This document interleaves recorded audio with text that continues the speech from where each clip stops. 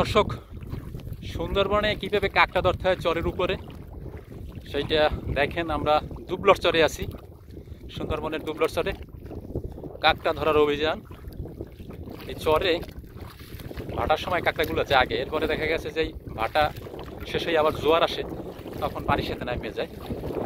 এইখানে আমরা কাকড়া একটা দেখলাম, দেখা যাক কাকড়াটা পাওয়া যায় কিনা। ভাই তো দেখলো কোন জায়গাটা জানি, এই জায়গায়, হ্যাঁ এই যে দুবলার চরে কাকড়া ধরার অভিযান। দেখা যাক, হ্যাঁ পাওয়া গেছে। এই আমি যদি ক্লোজ করি, এই যে কাকড়া দেখেন, সাবধানে, বাপরে বাপ, চিংড়ি মাছের মতো লাভ মানে।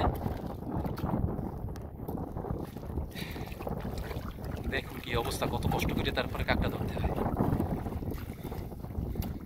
প্রচুর বেরি, কাদা মাটি, যাদের অভ্যাস নাই তারা যদি 5 মিনিট হাঁটেন বাস শ্বাস হয়ে যাবে, শ্বাস নিতে পারবেন না।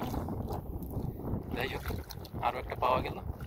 এরকমের হাঁটতে হয় চরের উপরে। আরও একটা আমরা দেখছি, হ্যাঁ এই দিকটায়, ক্যামেরায় হয়তো বা দেখাইতে পারতেছি না, কাছাকাছি গেলে দেখাইতে পারবো।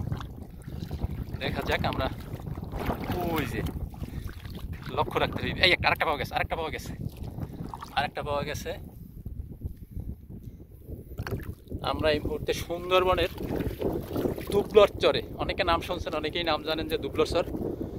সেই দুবলর চরে আমরা আজকের এখন এই মুহূর্তে কাকড়া ধরতে আছি।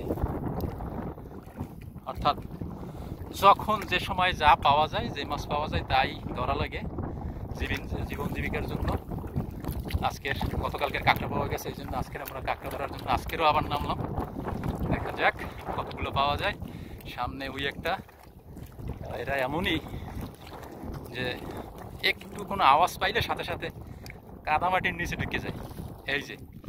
এই যে কাকড়াটা, এই গেছে, সে মাটির নিচে ঢুকে গেছে, মাটির নিচে ঢুকছে। এই যে এইখানে আশা করি পাওয়া যাবে। পাওয়া গেছে, পাওয়া গেছে সাইজ।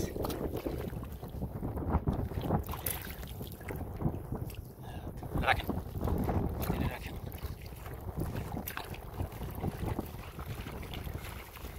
কাদার উপরে দাঁড়িয়ে গিয়া তারপরে মানে চতুর্দিকে তাকাই দেখতে হয় আসলে যে কাকড়া কই আছে।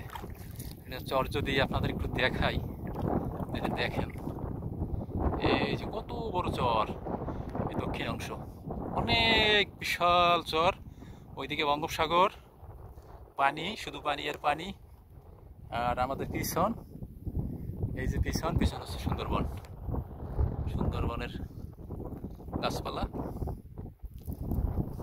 তো এই ধরনের ভিডিও দেখার জন্য অবশ্যই আমাদের চ্যানেল, ইউটিউবে যারা দেখবেন তারা ইউটিউব সাবস্ক্রাইব করে রাখবেন, আর যারা পেজে দেখবেন তারা অবশ্যই পেজ ফলো দিয়ে রাখবেন। সুন্দরবনের নিত্য নতুন ভিডিও দেখার জন্য আমাদের সাথে যুক্ত থাকুন। ধন্যবাদ।